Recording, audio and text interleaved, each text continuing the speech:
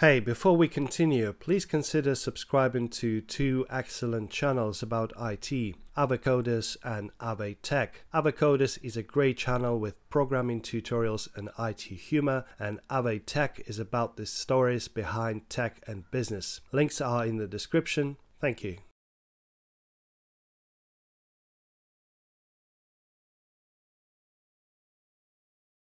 When a computer starts up, it loads an operating system, also known as an OS, a program for managing the hardware and running other programs. In OS terminology, a running program is called a process, and it is the OS's responsibility to keep the processes from interfering with one another even as they run on the same system at the same time. It's also the OS's job to provide an interface to the hardware for the processes, such that the OS retains all direct control of the hardware devices, with the processes only interacting with the devices via so-called system calls provided by the OS. The OS also provides a file system, which abstracts over the storage devices, such that processes can read and write files without concern for how precisely they get stored. Lastly, the OS provides a user interface for users to run programs and manage the file system. The most widely used operating system for PCs today is, of course, Microsoft's Windows. The most recent version for client PCs is Windows 8, and the variant for servers is Windows Server 2012. The main alternatives to Windows are all descendants of the Unix operating system, which was created in the early 1970s. These descendants don't use any actual code from the original Unix, but they share some common structure and conventions. Both Linux and BSD, short for Berkeley Software Distribution, are Unix-like operating systems that are free and open source and developed by a scattered community around the world. Apple's OS X was originally based on a variant of BSD, but is itself proprietary and only legally available for Apple's own computers, even though the underlying Apple hardware is the same as standard PC hardware. Except when we discuss file systems, all of the information in this unit will be platform agnostic, applicable to both Windows and Unix systems. A device driver is a plug-in module of the OS that handles the management of a particular I/O device. Some standardized devices may function with a generic driver, e.g. a USB mouse may perform all common USB mouse functionality with a driver written for a generic USB mouse. However, many devices require a more specific driver. For example, in my system, using the generic graphics driver provided by Windows only provides bare minimum functionality. To run high resolutions and play games, I must install the driver provided by AMD for my Radeon graphics card. A primary purpose of modern operating systems is to allow for multiple processes to run concurrently, meaning at the same time. The problem, of course, is that each CPU core can only execute the code of one process at a time, and the OS's own code can't run on a core at the same time as any process. The solution then is to have each CPU core alternate between running each open process and alternate running processes with running OS code. So here, if we have two CPU cores and three open processes, A, B, and C, notice that each process only runs on one core at a time. At no point does, say, process B run simultaneously on both of the two cores. Also notice that OS code always runs on each core in between each process. What's happening here is that a portion of the OS, called the scheduler, runs after each process to decide what OS work, if any, should be done, and which process should run next. The question then is, how does the currently running process get interrupted? Left on its own, a running process would continue indefinitely. When any hardware interrupt is triggered, however, the interrupt handler passes off control to the scheduler rather than handing the processor core back to the interrupted process. The scheduler then decides what OS code to run, if any, and what process should run next. Laid out in full, this scheme, called preemptive multitasking, works like this. First, the CPU receives some hardware interrupt, then the interrupt stores the program counter so that the interrupted code can resume later, the interrupt invokes the appropriate handler, the handler itself saves the state of the other CPU registers so that the interrupted process can be resumed later, the handler does whatever business the interrupting device needs, the handler then invokes a scheduler, and the scheduler selects a process to run. The scheduler then restores the CPU registers to the state they were in when that process was last running so that that process may continue. And finally, the scheduler jumps execution to that process. You may now be wondering two things. First, what if no interrupt is triggered by any device for a long time? That would allow the currently running process to hug the CPU, when generally we want each process to at least get a little time on a regular basis, say every several seconds or so. A video game, for example, typically can't go without CPU time for more than a fraction of a second, so it would be no good if some other process ran without interruption for a second or more. To ensure that the scheduler gets to run on a regular basis, whether any I/O devices need attention or not, A clock device on the main board is configured to send an interrupt on a regular basis, say once every 10 or 20 milliseconds.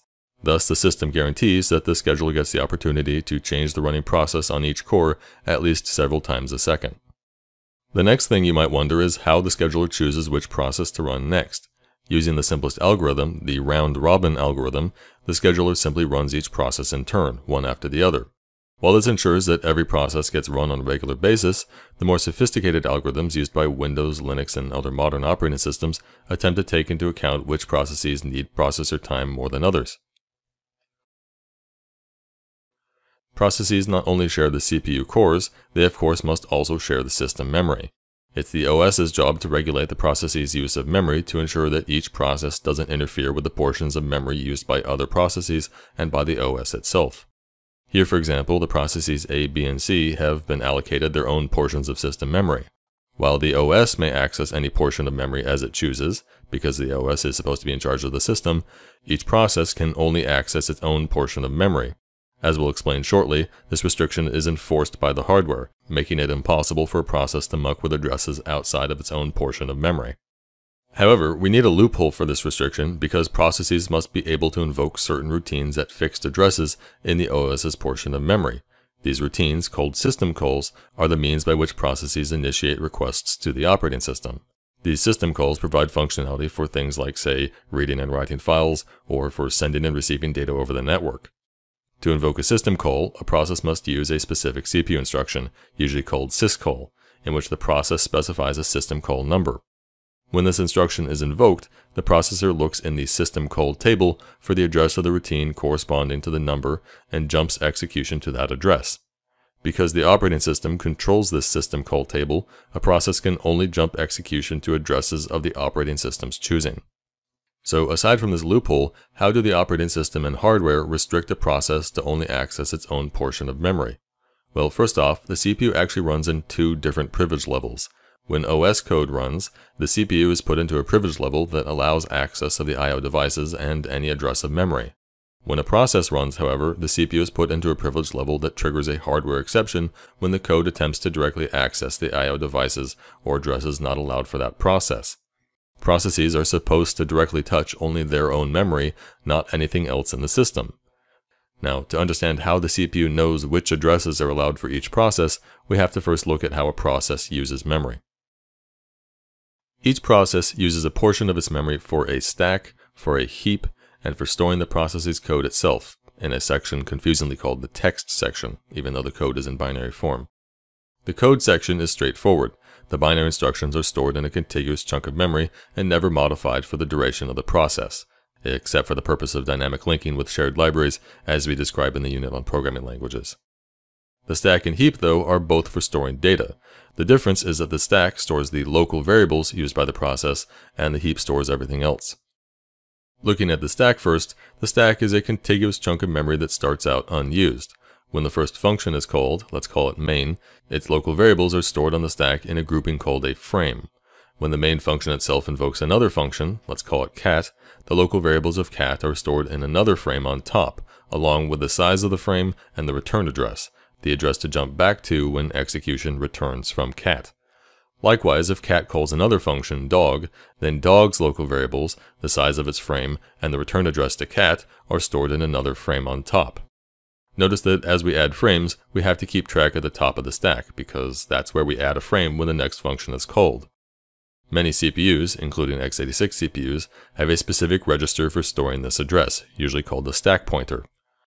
When a function returns, the frame size is used to adjust the stack pointer back down to the last frame, and execution jumps back to the return address. So when dog returns, execution returns to cat, and the stack pointer will point to the top of cat's frame. Notice that we don't have to actually delete any frames, because the space a frame occupies will simply get overwritten by subsequent frames as needed. Also notice that the first frame is special because the program ends when the first function returns, so the first frame needn't store its size or any return address, because there's nothing to return to. Now, the diagram here suggests that the stack grows from the bottom, but in many cases the stack frames start at high memory addresses and grow downwards. This in fact is the case with x86 CPUs. This choice though is mostly arbitrary. The size of the stack space in some systems is kept track of with another pointer, usually called the stack boundary, kept in another CPU register.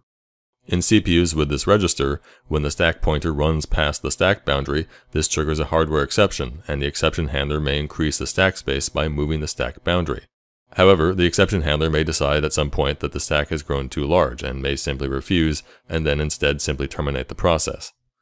Generally, a process's stack should only get so big, a megabyte or two at the high end. When stacks grow past this size, it's generally a sign of an underlying programming error that should be corrected, not accommodated. The most common cause of an overly large stack is an overly long chain of recursive function calls. When a program exceeds its available stack space, the error is called a stack overflow. When a stack overflow occurs on a PC, the OS usually terminates the errant process. In very simple computers, however, such as in embedded systems, the stack size is not necessarily monitored with a stack boundary, and so when a program consumes more stack space than it should, the stack may poke into parts of memory used for other data or code, likely causing unpredictable bugs. The common arrangement in PCs is to store the stack at the top of a process's address space and the text, the code of the process, at the bottom. All the remaining space in between is available for the heap. Unlike the stack in text, however, no heap space exists when the process starts executing. Instead, the process must explicitly request chunks of heap storage from the OS with a system call. In the call, the process specifies what size contiguous chunk it wants, but the OS decides where to locate these chunks in the address space, and the chunk locations are not necessarily adjacent. When a process is done with a chunk of heap, it should give the chunk back to the OS with a system call to deallocate. It is the responsibility of the OS to keep track of which portions of the address space are free for future allocations, but notice that as a process allocates and deallocates chunks of memory, the memory space can become more and more fragmented, effectively shrinking the size of heap chunks which the OS can allocate because each chunk must be contiguous. Here, for example, the largest heap chunk which the OS could allocate is considerably smaller than the amount of free space remaining.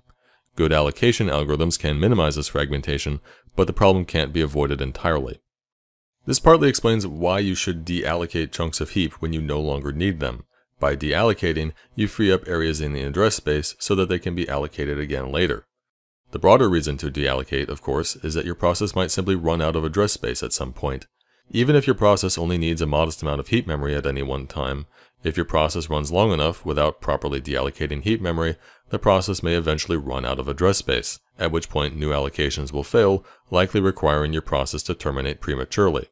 So, failing to properly deallocate unneeded heap memory is generally regarded as a bug, called a memory leak, because the memory available to your program effectively dwindles away over time. We'll discuss this issue in more detail in the unit on programming languages. The memory addresses of a process do not actually refer directly to actual bytes of system memory. Instead, chunks of the process address space are mapped by the operating system to chunks of system memory, but not necessarily contiguously or in the same order. Here, for example, the stack is mapped to one area of RAM in the middle, the code section is mapped to another non-adjacent area of RAM above it, and the portions of heap are mapped to non-adjacent parts of RAM in a seemingly random order. When the OS runs a process, it lists these address mappings in a table, and as the process runs, the CPU consults this table to translate from process addresses to addresses of actual RAM. For example, if the chunk of process address space starting at address 0 is mapped to byte FFFF0000 of RAM, then address 5 of the process address space translates to byte FFFF0005 of RAM. Be clear that each process has its own complete address space, and that the OS keeps a separate memory table for each process. Effectively then, a process can be located by the OS in any part of RAM, and each process can only access its own memory, not the memory of other processes or memory used by the OS.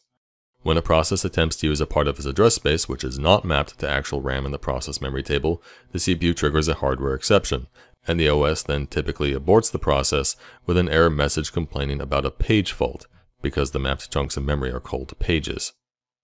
Each page is usually a set size, which depends upon the CPU.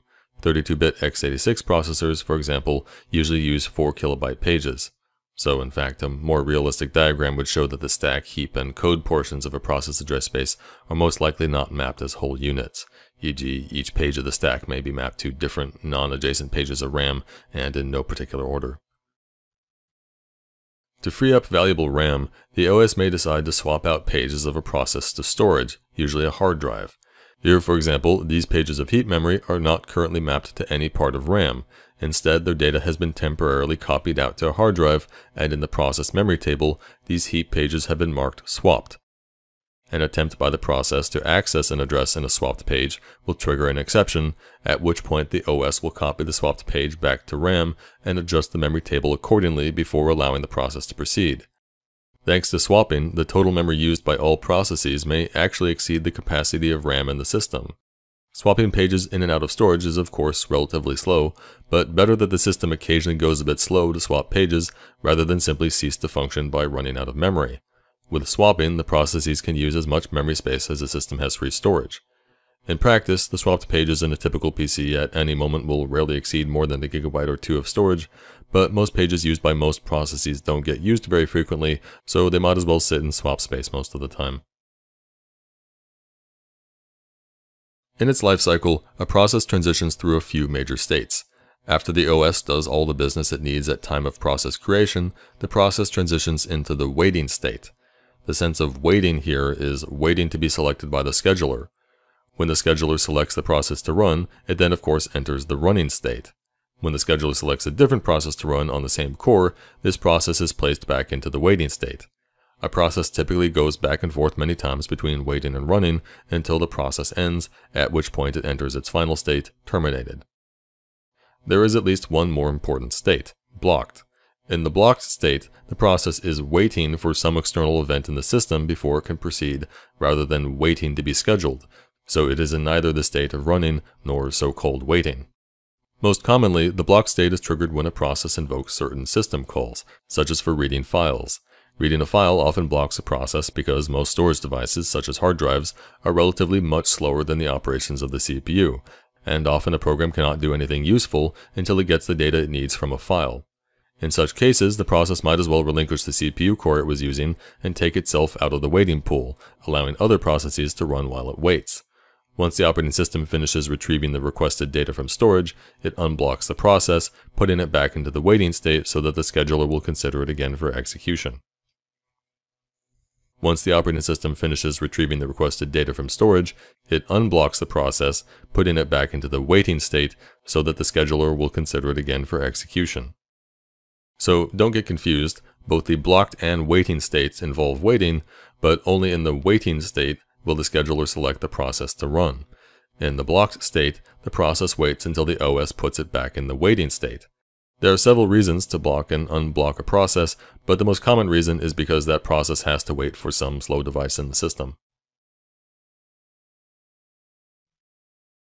As we've mentioned, device drivers handle the business of how exactly to talk to an I/O device, and that includes storage devices like hard drives. However, operating systems provide an extra layer of abstraction for storage devices called the file system, which presents storage space as a hierarchy of directories and files stored in those directories. When your program uses a hard drive, for example, you don't want to have to concern yourself with the details of moving heads and spinning platters. You just want to read and write data in contiguous units called files, and you want to have those files organized into directories. The file system provides this abstraction, allowing programmers to read and write data from any kind of storage in the same way, whether a hard drive, an optical disk, a flash drive, or whatever. The storage area of each drive is divided into one or more contiguous chunks called partitions. Notice that some areas of a drive may be left blank, unformatted, such as the gap between the second and third partitions of this first hard drive. Most commonly, though, a drive is formatted to have just one partition occupying its entire storage area. Still, creating multiple partitions serves some niche use cases, such as installing multiple operating systems on a single drive. In most partition formats used today, each file and directory within a partition is known by an identifier number unique within that partition. So here we have a partition with a file 35, and so we can have no other files within that partition with the ID 35, nor any directories with the ID 35. A file is simply a logically contiguous chunk of data, a sequential series of bytes. What these bytes of a file represent is entirely up to the program which writes the file. Notice though I said that a file is logically contiguous. When bytes are read and written by a program, the program sees them as a contiguous sequential series, but a file stored on disk may actually be stored non-contiguously and out of order. It's the responsibility of the file system to ensure that the logical order gets reconstructed when the file data is sent to a program. A directory, quite simply, is a list of files and other directories on the partition. The directory associates ID numbers for files or directories with names which must be unique amongst all other files or directories listed in that same directory. So within a directory, you can have a file and directory both named, say, Albert, but you can't have more than one file named Albert or more than one directory named Albert. When a partition is newly created, it starts out with no files and no directories except for one special directory called the root directory, which cannot be deleted. In Windows, each partition is assigned a drive letter, usually denoted with a suffixed colon. For example, C:, H:, D:, etc. A file path is a string of text denoting the location on the system of a file or directory. In Windows, the root directory on these drives are known by the paths C:/, H:/, and D:/ respectively. The path C:/Adam/Nixon refers to a file or directory named Nixon listed in a directory Adams, itself listed in the root directory on the C partition. The path H:/Taylor/Polk/Hayes refers to a file or directory named Hayes, listed in a directory Polk, listed in a directory Taylor, listed in the root directory on the H partition. The path D:/Garfield refers to a file or a directory named Garfield, listed in the root directory on the D partition. While the preferred convention in Windows file paths is to use backslashes, forward slashes work just as well. In Unix, however, file paths must use forward slashes. The other major difference in Unix is that partitions are not assigned drive letters. Instead, one partition is mounted at root, meaning that the path / refers to the root directory on that partition. Each additional partition is then made accessible by mounting it to some directory on some other already mounted partition. Here, partition 2 is mounted to root, and then partition 1 is mounted to the directory /banana on partition 2, and in turn, partition 3 is mounted to /banana/apple on partition 1. So be clear that /banana becomes synonymous with the root directory of partition 1, such that /banana/apple must refer to a directory apple in the root of partition 1. With these partitions mounted like this, the path /banana/Adam/Nixon now refers to a file or directory named Nixon, listed in the directory Adams, listed in the root of partition 1. The path /Taylor/Polk/Hayes now refers to a file or directory named Hayes, listed in the directory Polk, listed in the directory Taylor, listed in the root of partition 2.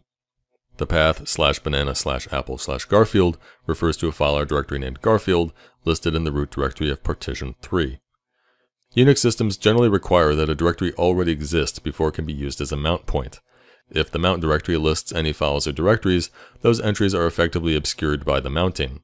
So when we mount partition 1 to /banana on partition 2, we can no longer access the content of that directory because /banana now resolves to the root directory of partition 1. IPC, inter-process communication, is an umbrella term for any mechanism of the CPU that facilitates communication between processes. The simplest kind of IPC, files, can be read and written by multiple processes and thus can serve as channels of communication between them. Other mechanisms include pipes, networking sockets, signals, and shared memory, and we'll discuss some of these in the unit on Unix system calls. Hey, before we continue, please consider subscribing to two excellent channels about IT, Avacodus and AveTech. Avacodus is a great channel with programming tutorials and IT humor, and AveTech is about the stories behind tech and business. Links are in the description. Thank you.